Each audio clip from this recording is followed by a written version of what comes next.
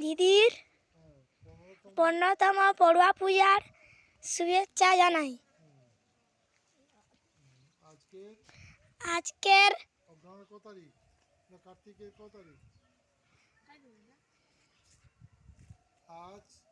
আজ 12ই নভেম্বর 2025 বুধবার।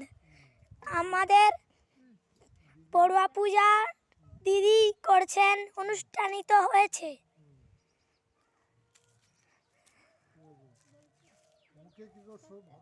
ভক্তি শ্রদ্ধার ভাব আছে না বিরক্তি ভাব আছে?